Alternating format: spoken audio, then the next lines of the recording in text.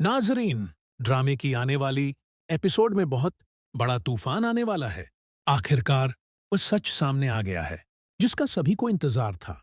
Video को पूरा देखने से पहले प्लीज चैनल को सब्सक्राइब जरूर करें। शुक्रिया।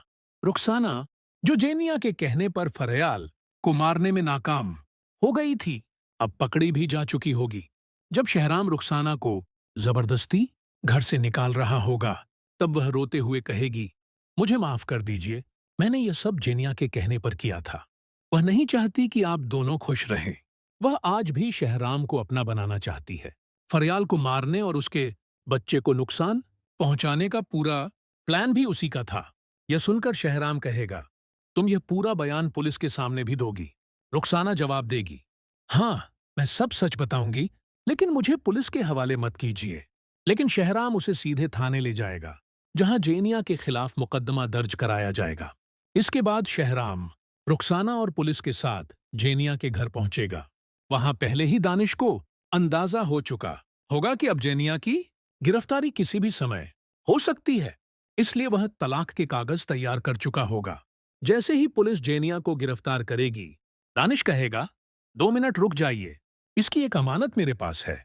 फिर वह तलाक के कागजों पर साइन करवाते हुए कहेगा, अपनी रिहाई का परवाना भी साथ ले जाओ। आज के बाद मेरा और तुम्हारा कोई रिश्ता नहीं रहा।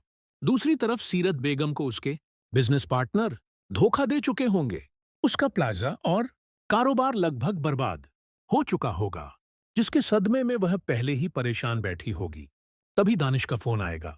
दानिश गुस्से में कहेगा, मेरी प्रॉपर्टी के कागज वापस कर दीजिए, मैंने आपकी बेटी को तलाक दे दिया है। सीरत बेगम कहेगी, बेटा, एक मौका दे दो, मैं अभी आती हूं और सब ठीक कर दूंगी। लेकिन दानिश तुरंत जवाब देगा, न मैं आपका बेटा हूं और न ही अब कोई रिश्ता बाकी है। अगर आना है तो सिर्फ मेरी प्रॉपर्टी के कागज लेकर आइए।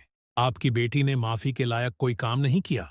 उसने फरयाल को मारने की कोशिश की, जिसकी वजह से आज मेरे घर पुलिस आई और उसे गिरफ्तार करके ले गई। ये बात सुनते ही सीरत बेगम को गहरा सदमा लगेगा और वह बेहोश हो जाएगी, जबकि उसकी मानसिक हालत भी बिगड़ने लगेगी।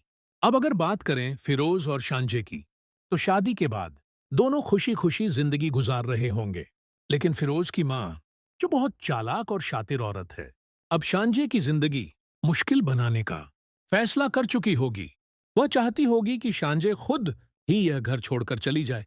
एक दिन शांजे को अपनी सास की बातों पर गुस्सा आ जाएगा और वह जवाब देना शुरू कर देगी। तभी फिरोज घर पहुंच जाएगा। वह सच्चाई जाने बिना शांजे पर नाराज हो जाएगा और कहेगा, अगर इस घर में इज्जत से रहना है तो मेरी मां की हर बात माननी पड़ेगी। शांजे अपनी सफाई देने की कोशिश करेगी, लेकिन फिरोज उसकी एक नहीं सुनेगा और गुस्से में घर से बाहर चला जाएगा। उसके बाद फिरोज की मां मुस्कुराते हुए कहेगी, यह तो आज का छोटा सा ट्रेलर था, अभी तो तुम नई नई आई हो, आगे देखना तुम्हारे साथ क्या क्या होता है। और जेनिया को फरयाल की हत्या की कोशिश के जुर्म में अदालत की तरफ से 5 साल की सख्त सजा सुना दी जाएगी। अपने सारे गुनाहों का सच सामने आने के बाद जेनिया के पास कोई रास्ता नहीं बचेगा और उसे पुलिस अपने साथ जेल ले जाएगी। जेनिया आखिरी बार दानिश और अपने परिवार की तरफ देखेगी